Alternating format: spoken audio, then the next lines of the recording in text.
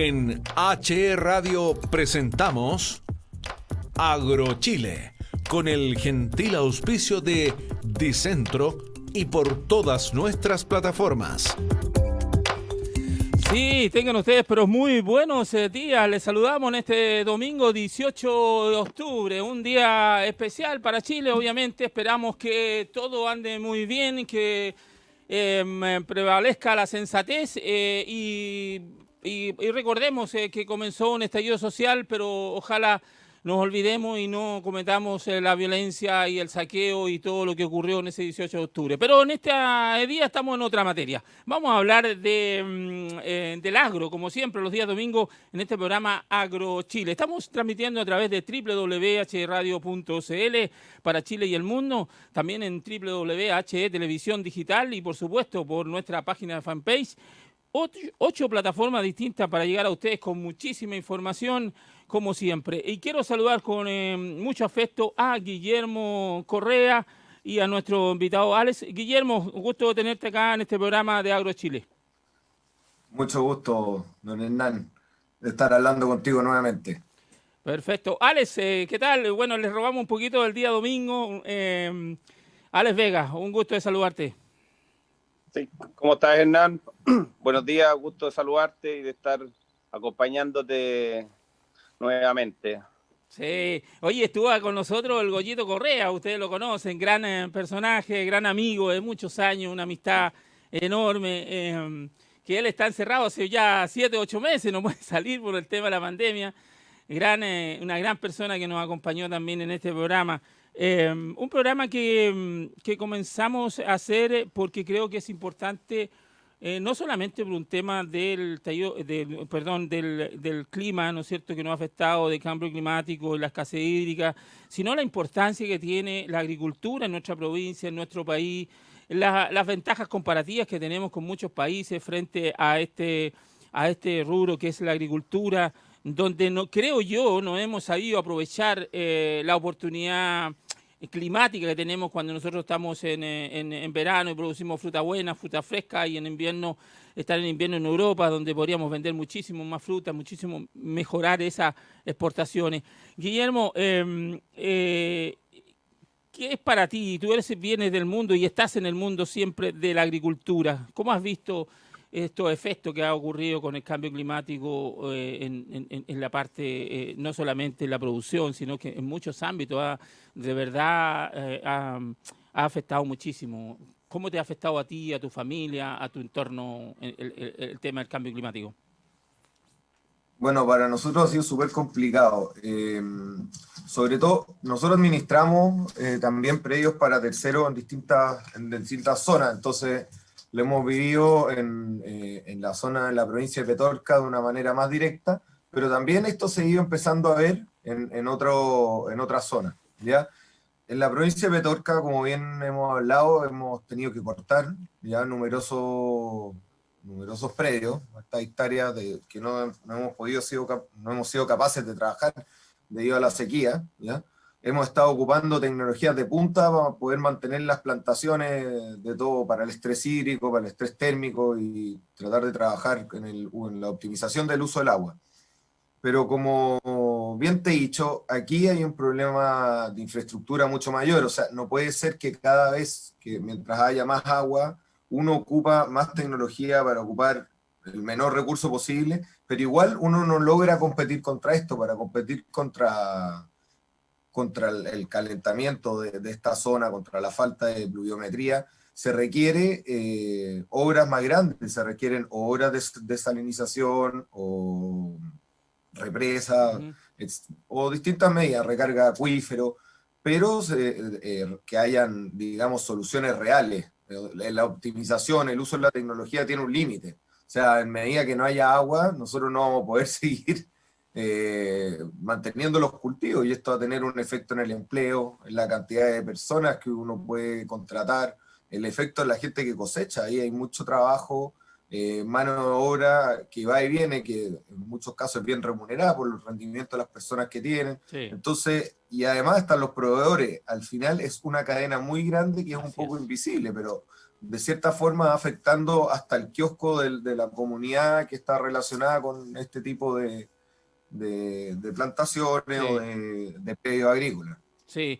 Sí, absolutamente. Esto es una cadena muy grande. O sea, cuando nosotros hablamos de la ceniza, por ejemplo, la minera de la ceniza, claro, la minera de ceniza tal vez trabajen no mucha gente, tal vez 100, 200 personas, pero esas son 200 familias, que también esas familias compran en el comercio local, viajan, utilizan la locomoción colectiva. Entonces, todos, y ellos se ven afectados, y la gente ve a lo mejor un previo de 5, 6 o 10 hectáreas de cultivo, sea de cualquier cultivo, pero detrás de eso hay mucha gente que tiene que hacer producir eso, y gente que depende de eso y que también obviamente va a venir al pueblo a comprar, a viajar y todo. Entonces, esto es una cadena. Por eso cuando nosotros decimos, hemos hablado con diputados, con senadores, con mucha gente aquí, es que este país siempre lo vamos a estar construyendo entre todos, no en algunos pocos. No podemos atacar a ciertas empresas dependiendo del rubro, porque aquí los necesitamos entre todos. Alex, ¿cuál es el efecto que tú has visto como ingeniero agrónomo? El efecto en la planta misma, en las plantas, porque he hablado otras veces con otras personas y me han dicho que ha disminuido el calibre y eso complica porque me imagino para la exportación. Explícanos un poquito cómo ha afectado el cambio climático en las plantas, por ejemplo. Sí, mira, lo que pasa es que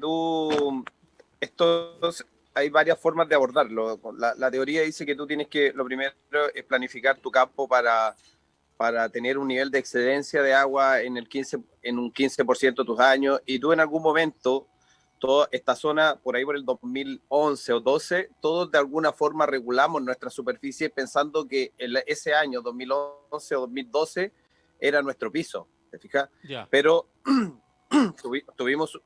regulamos nuestra superficie en el sentido que hubo un ajuste generalizado en la zona, donde todos tuvimos que reducir parte de nuestras plantaciones.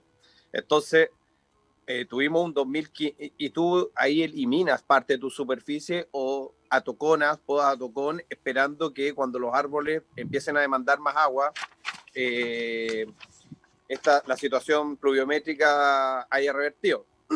Tuvimos un 2015 bastante bueno, que volvió las esperanzas a toda la zona, una pluviometría bastante alta. Todos recuerdan que hubo ahí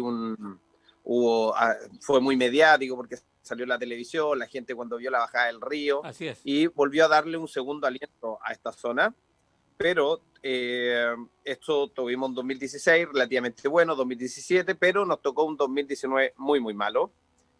Uno de los años más secos en los últimos 80 años, dependiendo de la zona. Así es. Y claro, tú nuevamente te tienes que volver a ajustar, nuevamente ajusta tu superficie a la disponibilidad de agua que tiene, podas a tocón, pero resulta que el 2020 tuvimos un mayo muy, muy seco, uno de los mayos más secos también en la historia en diferentes zonas del país. Sí.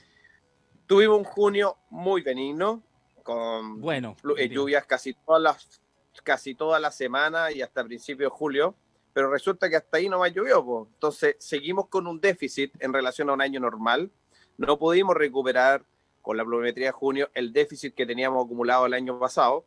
Entonces, ¿qué es lo que ocurre acá? Tú podas un árbol el año pasado y este año ese árbol está brotando nuevamente, y resulta que nuevamente no vas a tener cómo regarlo.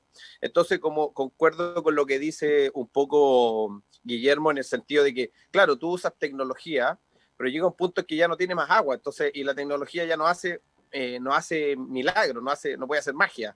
Entonces ahí ya empiezas con otro tipo de problemas, empiezas a regar muy mal tu huerto, empiezas a tener problemas de calibre, de producción, de calidad de flores, empiezas a tener un cúmulo de problemas, los huertos débiles, empiezas con otro tipo de problemas también agronómicos, empiezas a tener ataques de enfermedades enfermedades que se gatillan con la debilidad de los huertos. Las plantas son como los seres humanos, entonces si tú estás débil, se te van a venir todas todas las enfermedades Así encima, y en las plantas ocurre algo parecido. Entonces, cuando tú empiezas a tener huertos mal regados, intentas mantener tu plantación de alguna forma, ya sea porque no quieres perderla o porque también tienes un compromiso social. Hay un montón de familias que dependen de tus plantaciones, entonces, y tú no quieres sacrificar eso del todo, entonces llega un punto en que empiezas a regar un poco mal tus plantaciones y se te empiezan a acentuar otro tipo de problemas, como te explico, algunos problemas patológicos, problemas productivos y muchas cosas más. Sí, bueno, ahí me respondiste, afecta a la flora, al calibre, a todo eso. Guillermo, Claro. ¿Estoy mal yo o las cifras que tengo, dime tú si están correctas? Entre el 60 y el 70% de los árboles han sido tenido que ser cortados en la provincia de Petorca y más allá también, obviamente en la zona de Aconcagua he visto mucho corte también ahí. Producto de esto. Y eso como hablabas tú recién, disminuye la cantidad de gente que se puede contratar, por lo tanto hay muchísima gente que va y que ha quedado sin trabajo, Guillermo. Bueno, aquí Allen también me puede ratificar, si es que uno tomas, depende del año que tomas como base de plantación, pero si es que en algún minuto hubieron 10.000 hectáreas más o menos, Allen, un poco más en el valle completo, y hoy en día estaríamos aquí en 4.000, más o menos. Claro. Sí, lo que dice este estudio que nos enviaron, se habla de 4.000, y efectivamente cuando tú empiezas, mira, si la zona es súper chica y empiezas a hacer un catastro, te das cuenta que claro, no está muy alejado de esa realidad. Entonces, creo que 4.000 de frutales puede ser, sin problema. Y yo veo otro problema, que es, a ver, primero, Petorca tiene una cosa muy buena en temas climáticos. Ya todos sabemos que Petorca es una zona que si tuviésemos agua sería de la zona más productiva de Chile en cuanto a cítricos, palto y también otras variedades, ¿ya? Y esto es una ventaja comparativa en cualquier parte a nivel mundial. O sea, Petorca es un muy, muy buen sector para ciertos cultivos. ¿Ya? Y también es una buena experiencia. ¿En qué sentido? La gente que ha trabajado en Petorca es gente que sabe lidiar con problema constante que es del agua. Y si lo tomamos desde el punto de vista positivo, la experiencia que han adquirido ciertos agricultores en Petorca para llegar a otros valles, como puede ser el Aconcagua, Melipilla, la zona central, ha sido muy importante a los que ya habían vivido esta experiencia. ¿Por qué? Porque ya estábamos adelantados. Ya sabíamos para dónde va la cosa. Esta falta de pluviometría ha afectado para todas partes. Sin ir más allá, las aguas del Maipo, en los que están subiendo el nivel de sales a niveles históricos, los cuales son muy difíciles mantener los huertos con agua de tan mala calidad, etcétera. O sea, se ha presentado un montón de problemas, como dice Allen, que vienen relacionados con la falta de pluviometría. Sí, permíteme hacerte un punto primero. Yo tengo otro programa muy bueno que es el día sábado, que es Educación Financiera. Y en esta Educación Financiera, no este sábado, sino que el sábado pasado, antepasado, entrevistamos a un señor de la sexta región que exporta manzanas. Y él nos explicaba que los problemas climáticos que tienen también allá. El gobierno ya ha declarado 7 regiones con escasez hídrica y quiero decirlo así, con todas sus letras, lugares donde no existen paltos, no existen cítricos, existen otro tipo de cultivos. Y aún así, la escasez hídrica está un problema tremendo que estamos viviendo en la zona central de Chile, Guillermo. O sea, a ver, aquí yo creo que hay mitos que hay que aclarar. Bueno, después del informe, que seguramente después vamos a hablar, el informe que está relacionado con UNESCO y con el CALSAC, creo que se llama, que todo el estudio de certificación, deja muy claro cuál es la situación beneficiosa del cultivo del palto. Entonces yo ya no quiero entrar en eso, esos son datos objetivos y medios. ¿Ya? Pero aquí a lo que nos estamos enfrentando es al calentamiento global. ¿Ya? Ustedes pueden echarle lo culpa a lo que quieren o desinformar de la manera que quieran, pero todos los cultivos en Chile se ven afectados cuando no hay lluvia, ¿no? Para dejarlo claro. Ya muchas regiones de esta regan con canales que dependen de la pluviometría. Tú puedes ver que hoy en día en Petorca tener un derecho de canal no sirve para nada. Básicamente no es que es para nada, porque todavía hay algunos canales que todavía tienen agua, pero es un recurso cada vez más escaso en canal. Entonces, si nos vemos, si extrapolamos que esta situación se va a empezar a dar con años, que al final uno no lo ve venir hasta que está encima, digamos, lo que habría que hacer acá es un plan de inversiones a nivel nacional, sobre todo en las regiones que están más afectadas, tomando en cuenta la crisis que habría en mano de obra. Y vamos a otro tema mucho más delicado. Acá siempre en Chile se ha hablado de la descentralización, ¿cierto? Sí. Que hoy en día, con la tecnología que tenemos para comunicarnos, para educarnos, uno puede vivir básicamente en cualquier parte. Así ya es. ya no queda alejado del mundo, porque el mundo está conectado. Pero sí hay un problema real, que es dónde me empleo. O sea, una comunidad que alrededor tiene un desierto, porque no llueve y porque no se han hecho obras que permitan mantenerla, es una comunidad destinada a morir, y no es lo que queremos para el país. Para el país nosotros queremos proteger nuestras comunidades, nuestras etnias, las diferentes culturas que tenemos, a pesar de que no lo veamos muchas veces porque estamos insertos en uno, pero cuando uno empieza a recorrer el país se da cuenta que hay cosas propias de ciertas comunidades que son muy importantes. Así es. Entonces, ¿qué manera nosotros sostenemos esto? No podemos sostenerlo sin preocuparnos de que sean zonas con fuente de empleo. Y acá la parte agrícola es muy importante para mantener estas zonas empleadas, como dice Allen. Cada hectárea menos son personas menos que tienen trabajo, que pueden mantener a sus familias, ya que tienen que emigrar muchas veces a buscar trabajo. Sí, entonces así eso es. Consideración. Sí, Alex y Guillermo, yo estoy con un proyecto muy bonito que es con el Canal 13 Cable. Hemos tenido varias reuniones, he tenido que estar haciendo algunas entrevistas para yo enviarlas para allá, y luego ellos van a ver después cuando vengan con su equipo y todas esas cosas. Y me tocó entrevistar a unos trabajadores de aquí de la viña, trabajadores que uno llevaba 30, el otro 40 años trabajando en la agrícola, y yo le preguntaba sus hijos, y mi hijo es abogado, y mi hijo es ingeniero, y mi hijo de acá, mi hijo allá, o sea, han podido educar a sus hijos en las universidades. O sea, estamos hablando que son los primeros de su generación, de su familia, y solamente ellos han trabajado en las agrícolas. Ahí viene la importancia del trabajo en las agrícolas. Muchas veces se ha dicho que ganan poca plata, y el promedio no es bajo lo que ganan la gente que está trabajando en las agrícolas permanentemente, o también los recolectores, como decía Guillermo, que a veces son buenos recolectores y ganan buenas lucas porque son rápidos, qué sé yo, y hacen bien la pega. Entonces la importancia que tiene en el mundo del trabajo, en la zona aquí, la minería en un momento fue el pic, hace 40, 50 años atrás, pero hoy día la gran mayoría de la gente trabaja en la agricultura, Alex. Así es, lo que pasa, mira, lo que me ha tocado ver a mí es que en general los ingresos en nuestros rubros, los que nos toca manejar, limones, palta, y que sean muchos en la zona, en general son buenos ingresos. El hecho de que haya una competencia por la mano de obra con la minería también ha hecho que nosotros en la agricultura tengamos que nivelarnos para arriba. Entonces los tractoristas, todos aquellos operarios en algún momento empezaron a tener mucha importancia y eran, por así decirlo, levantados por la minería. Entonces, pero mira, al final hemos podido se ha ido mejorando las condiciones laborales de nuestros trabajadores.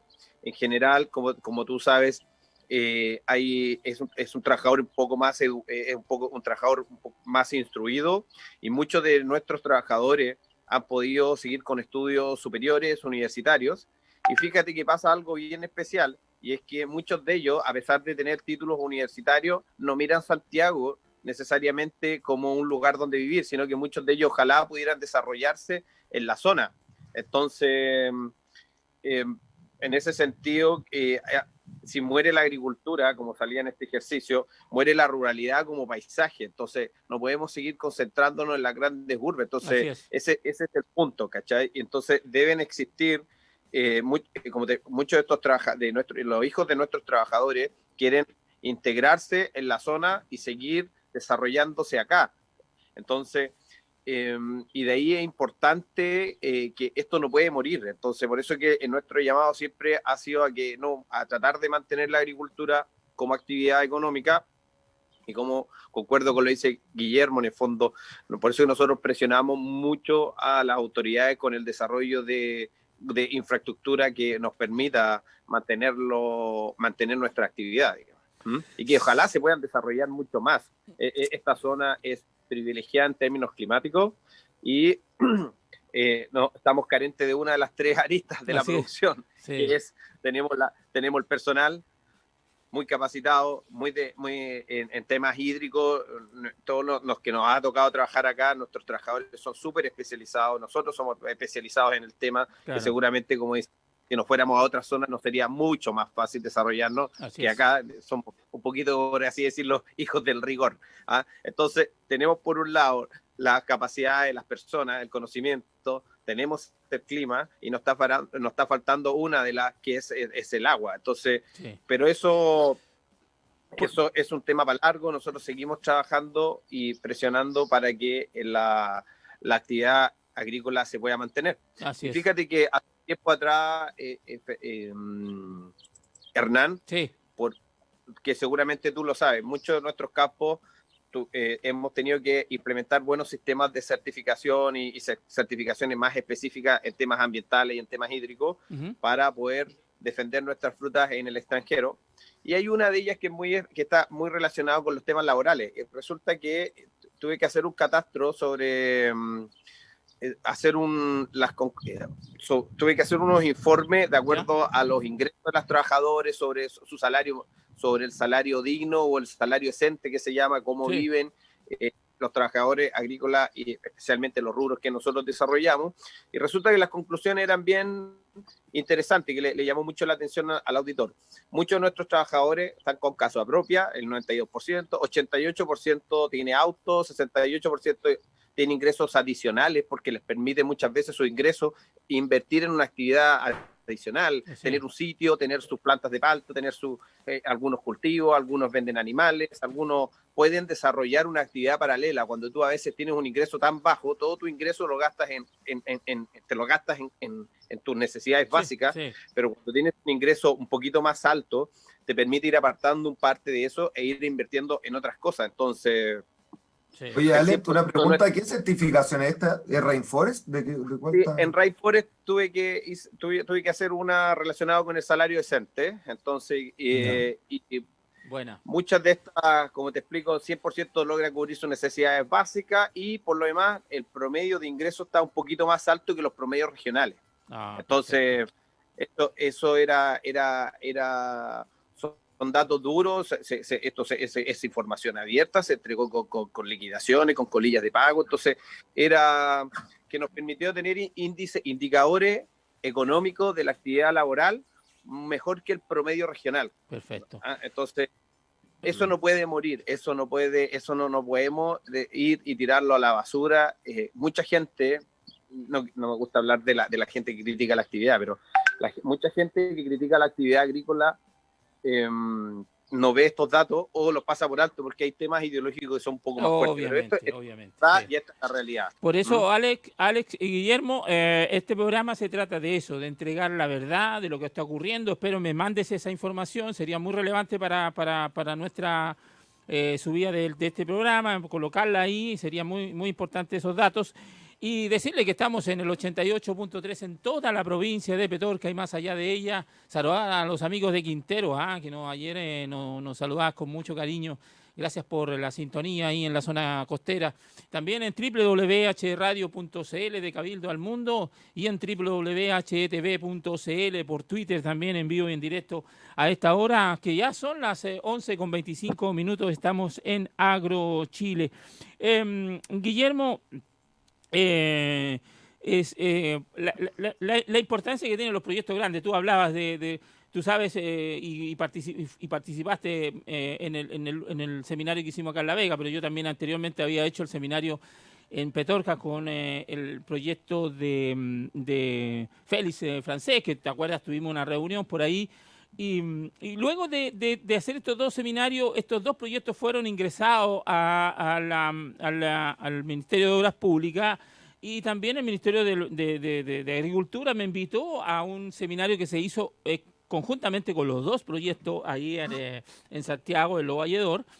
Entonces, la importancia de que nosotros, no solamente la gente que está en el rubro de la agricultura, Guillermo, sino que en general la población tenemos que empujar a que uno de estos dos proyectos o una planta para desalinizar agua del mar, lo que sea, pero tenemos que tratar de buscar las soluciones. Se están haciendo algunas soluciones por parte de privado y del Estado, unas pequeñas carreteras hídricas que ya comenzó en la zona de Petorca, posiblemente se haga también acá en la zona de Cabildo para inyectarle agua a las APR que necesitan agua.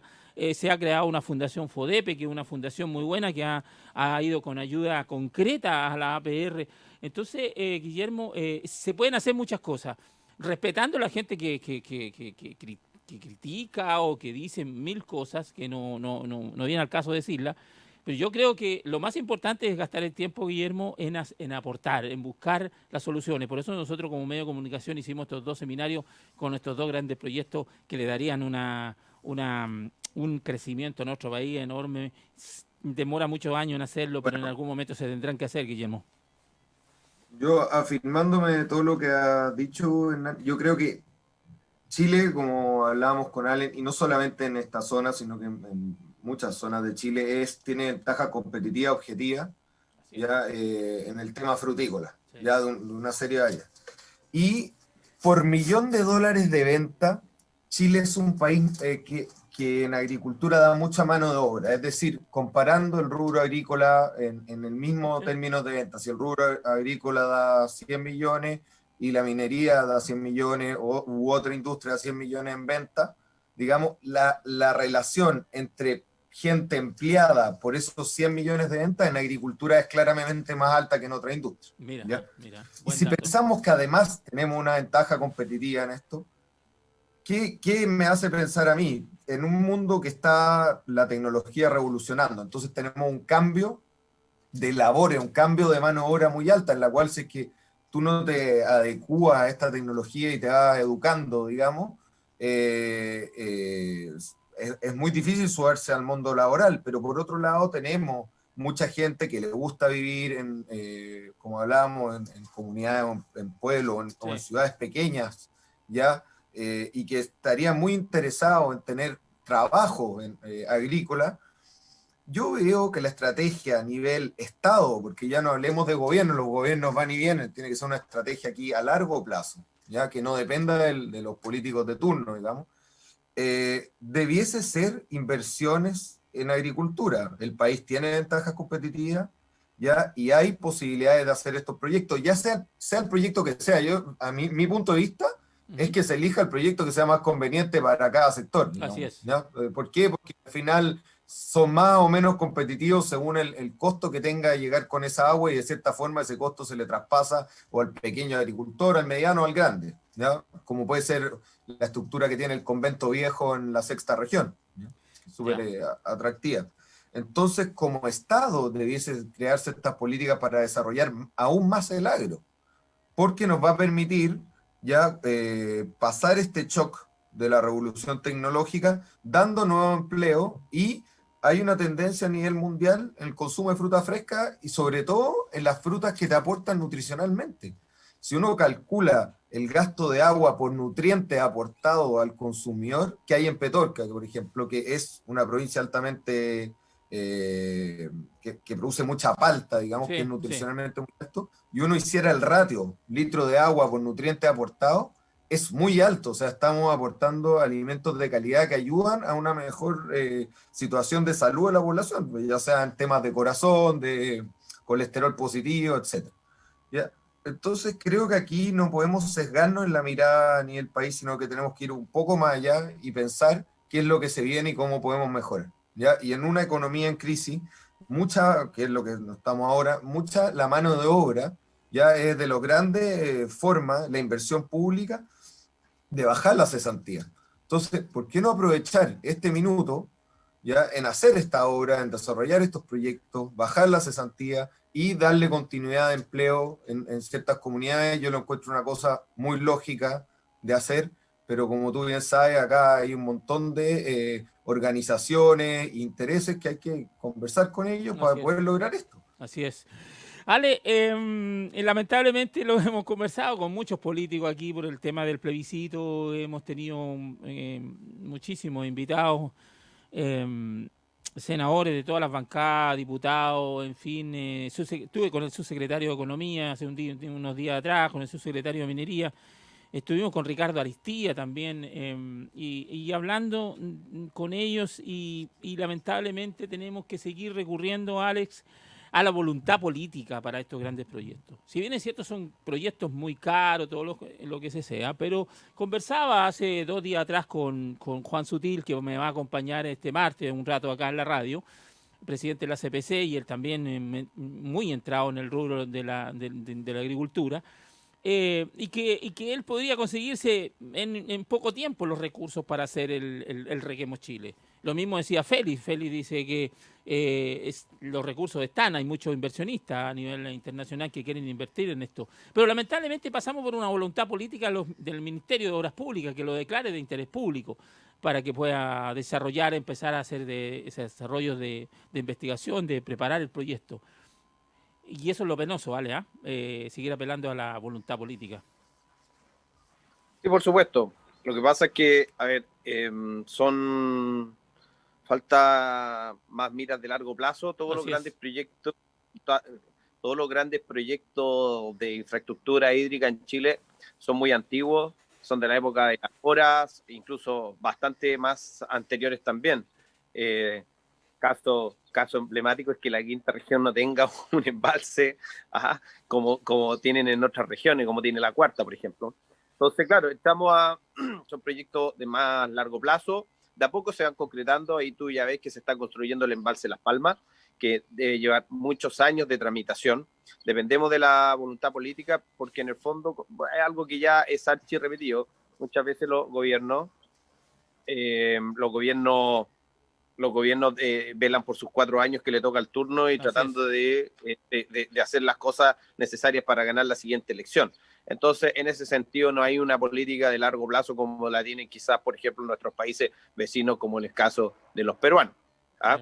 Ellos tienen, también hay otras cosas que son un poquito desde la génesis del agua.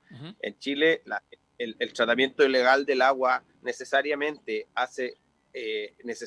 implica que los privados nos pongamos bien de acuerdo y que seamos capaces de presentar proyectos en común. Entonces, por un tema de cómo está constituido el agua en Chile, digamos.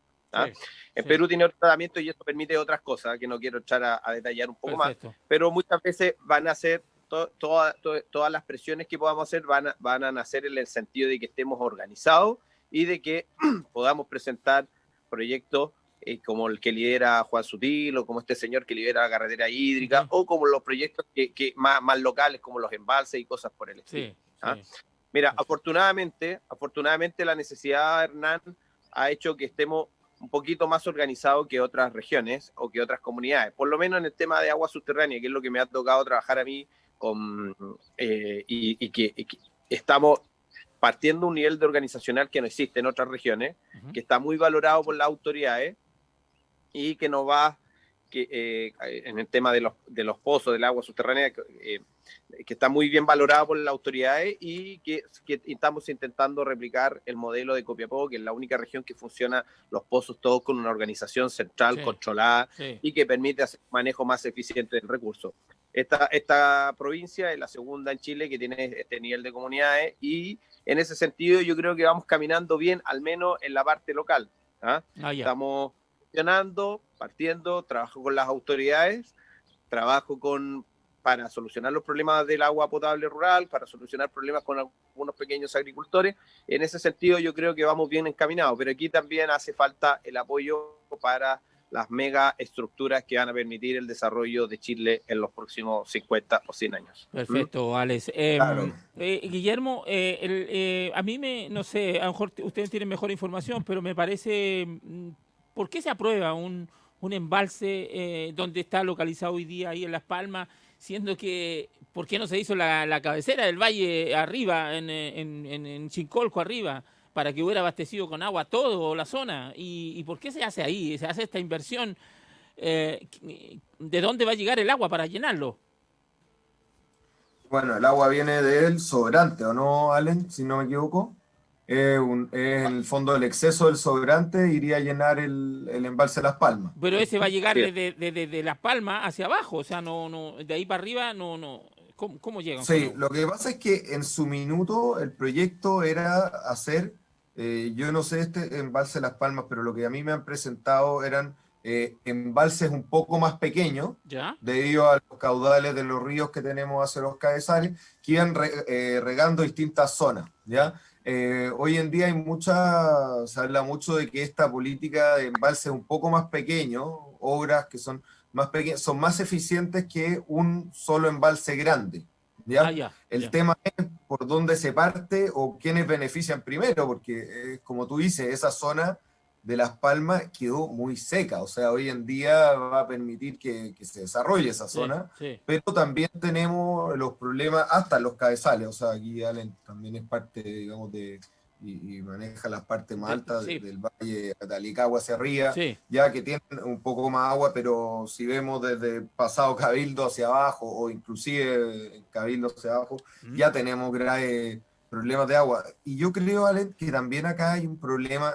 Está bien que administremos muy bien el agua subterránea, y se ha puesto recursos, y creo que se ha hecho muy bien esa labor, pero hay que dejar claro que el Estado no se puede solo estar preocupando de la administración de un recurso que cada día es más escaso. O sea, yo de repente le digo esto que es administrar pobreza.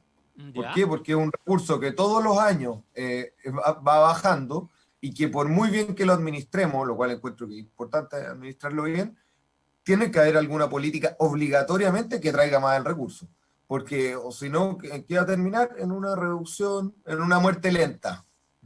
Eso es, en el fondo estamos aplazando una muerte lenta del valle si es que no se crean medidas importantes. Así es.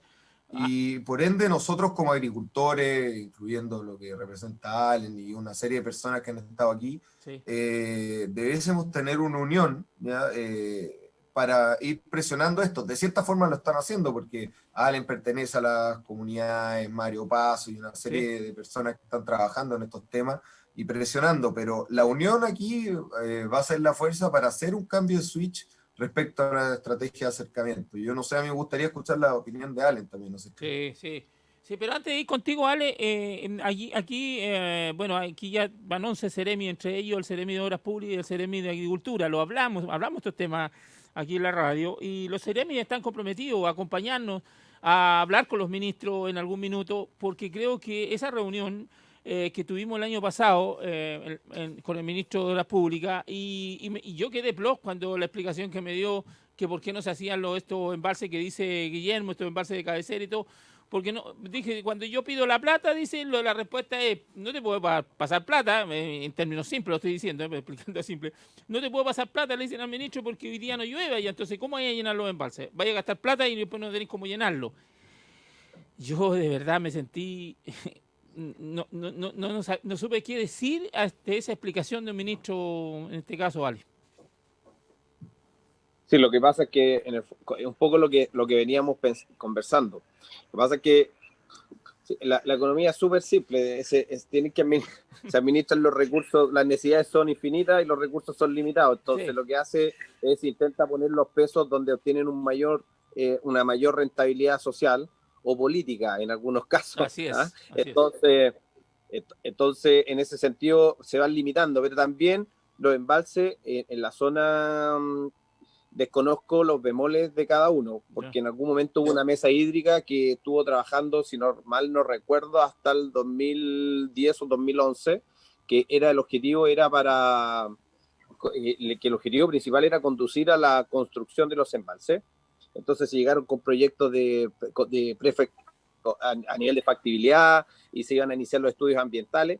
Y en algunos casos hubo algunos tipos de oposición. En el caso del Pedernal hay un grupo de gente que iba a quedar embalsada y no estaba de acuerdo. En el caso de Los Ángeles, en el caso de Los Ángeles también estuvo hasta hace un par de años atrás bastante avanzado en términos de negociaciones. Sí. Incluso hubo gente que se oponía del siguiente valle, del Valle de la Aconcagua, a este embalse. Hay algunos derechos de agua que tendrían algún tipo de conexión. O sea, hay gente que incluso... No, hay derechos inscritos, ojo, hay derechos inscritos. Por supuesto, pero que están en Aconcagua para traer esa agua para acá. Claro, sí, hay derechos inscritos y que están relacionados con la construcción de embalses en Aconcagua. Entonces, hay gente que incluso se opone a embalses en Aconcagua, en el caso puntual de Catemu, sí, porque estarían de construirse ahí, tendrían que de alguna forma hacer trasvasije de cuenca a cuenca hacia Los Ángeles. Entonces, por ahí un poco a veces hay oposición de los mismos agricultores, porque en el fondo muchas veces se está velando por sus propios intereses. Entonces, lo que ha sido más factible, el que ha tenido, ha sido Las Palmas, y el donde ha sido más fácil construir. También hay que entender que Las Palmas también es un afluente que se llena rápido. O sea, nosotros conocemos los que con las lluvias que tuvimos durante este invierno, lo que ocurrió en Las Palmas es que rápidamente baja el estero Las Palmas, los niveles de los pozos de ese sector se recuperaron rápidamente. Entonces, de alguna forma, lo que se buscaba es un embalse que de alguna forma igual está bien pensado, independientemente de que los excedentes también esté pensado en llenarnos con excedentes del Pedernal y sobrante. Ya. ¿Ah? Vale. Entonces, a mi gusto, todos los avances para mí son buenos. Sí, sí. Que sean en un punto o en otro, eso es otro tema. También está pensado Alicagüe, pero en Alicagüe en algún momento también todos los estudios concluyeron que el punto que se estaba diseñando no era el adecuado, y ahí se descontinuaron los estudios. Pero para mí, yo trato de ser positivo en este asunto y veo que cualquier avance en infraestructura es positivo y va a permitir de alguna forma dar un ejemplo de cómo este embalse Las Palmas va a poder regular esos excedentes que se generan y que son reales y que existen y que existieron este año también, sí, para poder dar un poquito más de seguridad a los regantes que están aguas abajo de allá. Entonces hay que entender que una de las zonas más lejos, las zonas más afectadas acá en la zona, ha sido aguas abajo de ese embalse, toda la parte que es de artificio de Pedegua, la parte de Pichilemu, de Longotoma. Entonces sí, creo que de alguna forma va a ayudar un montón y estamos expectantes a cuando ello se termine y ojalá se puedan seguir concretando otras infraestructuras en este valle. Yo en eso estoy de acuerdo, Valen, pero es un tema. Cuando tú efectivamente, ya al ritmo a la velocidad de inversión que tenemos, ¿en qué estado vamos a encontrar los otros valles? Porque al final ese es el punto. Esperamos 20 años más y tenemos un descenso continuo en la pluviometría, y porque yo no me acuerdo los años que eran en media que se demora un embalse, pero pueden ser más de 30 años, entre que se presenta el proyecto y realmente está construido, si es que se construye. Entonces eso es lo que a mí me da un poco de susto en la velocidad de reacción. Yo entiendo que no se va a hacer de un año para el otro, pero sí creo que tiene que haber por lo menos la voluntad política de hacerlo dentro de un plazo, no sé, de 5 años por lo menos, haber iniciado obra. O sea, no puede ser que sea algo que venga ya a recuperar una situación crítica, que ya el fondo va a implicar migrar gente de vuelta, gente que ya se fue, que vuelva, y todo este proceso para poder hacer proyectos y para repoblar estas comunidades. Entonces, la velocidad tiene un punto, a pesar de que estoy totalmente de acuerdo contigo que cualquier avance es positivo, y el avance de Las Palmas es gigantesco.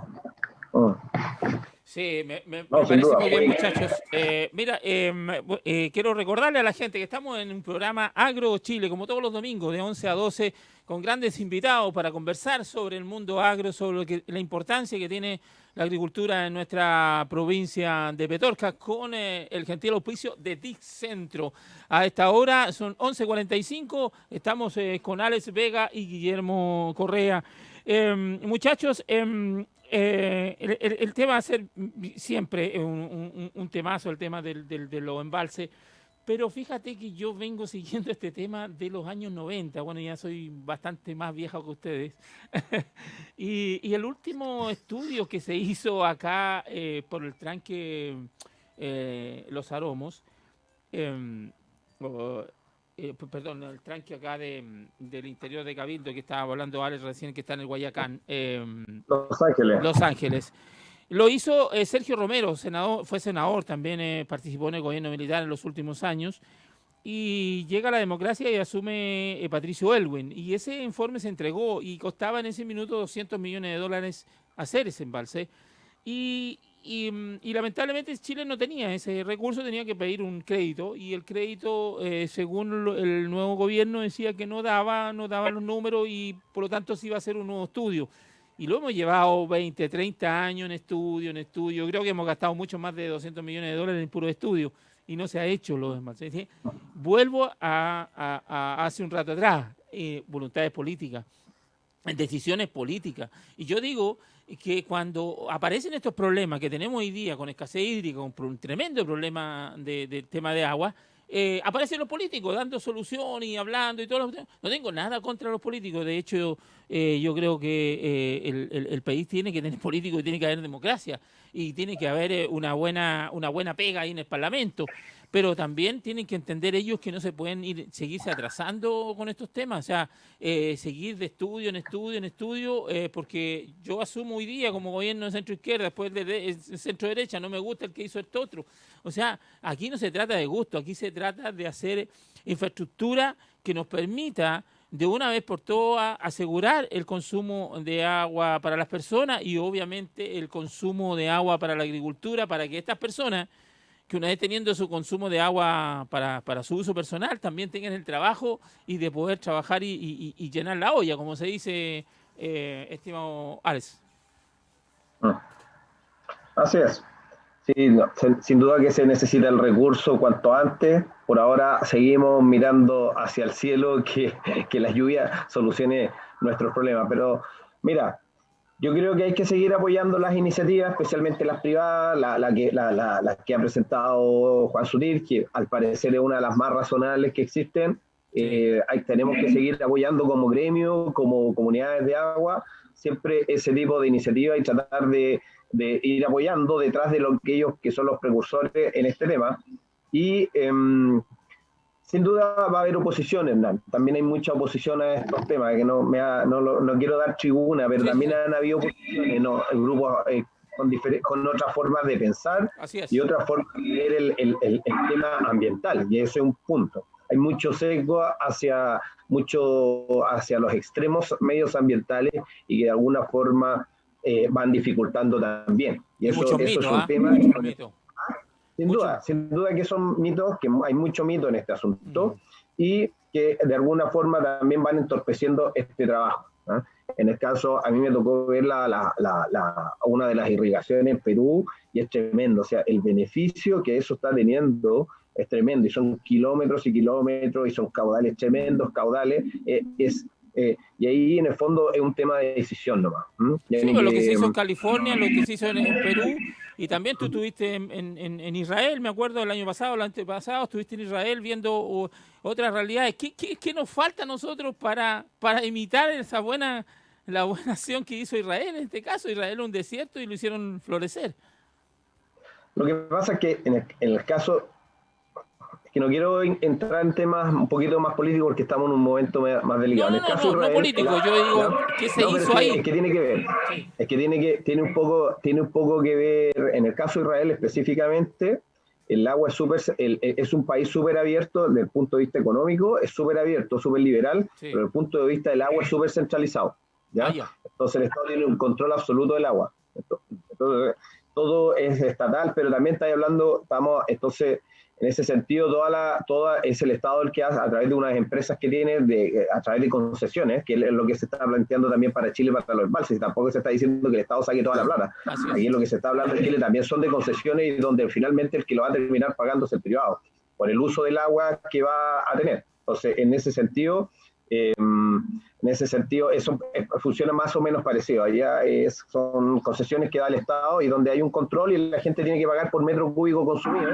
Y en Chile... O sea, Allen, un poco parecido al convento viejo, ¿vendría a ser ese modelo, digamos? Tienen un modelo donde el Estado dueño hace las inversiones, digamos, a través y la administración la tiene una empresa que se llama algo así como Recobot, una palabra israelí, hebrea, digamos, y esta empresa controla la distribución del agua a nivel nacional. Entonces tú recibes el agua por tubería, tienes un caudalímetro al entrar a tu campo y tú pagas por una cantidad de metros cúbicos al año que te van a dar.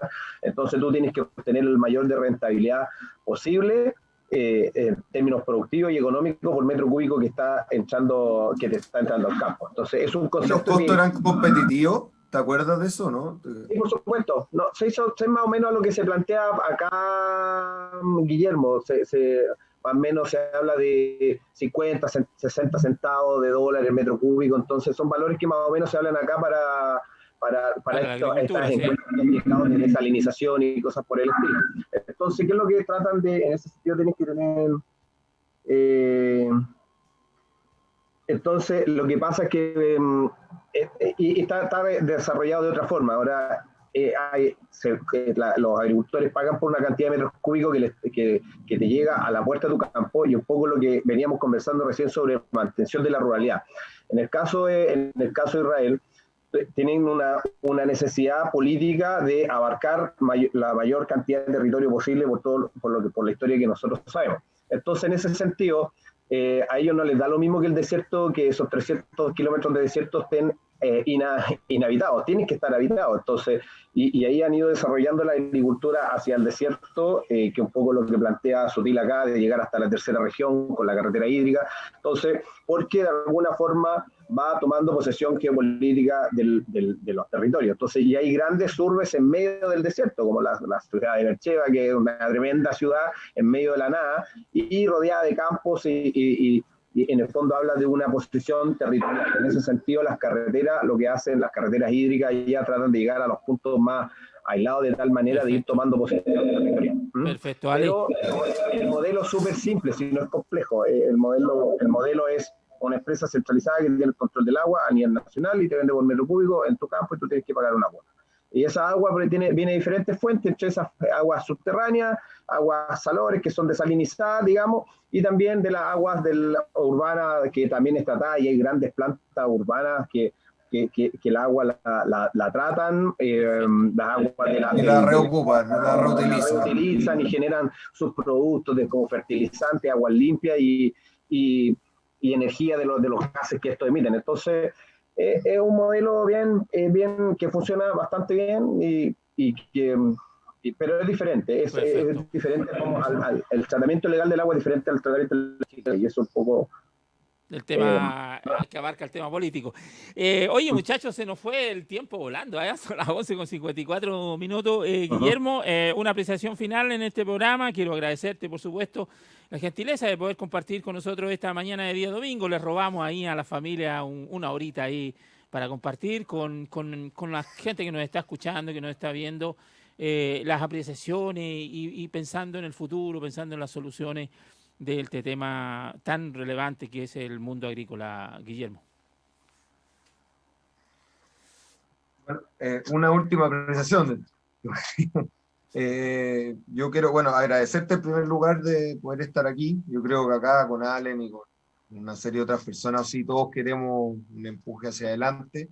Yo creo que más allá de lo que contenga el tema político, como dice Allen, que es muy siempre delicado meterse, lo que tenemos que tener es mira hacia futuro, mira hacia el desarrollo de la industria, ¿ya? Y que sea de una forma equitativa y la cual también se siga permitiendo que la gran industria y la mediana industria y defienda los intereses de los pequeños agricultores se desarrolle.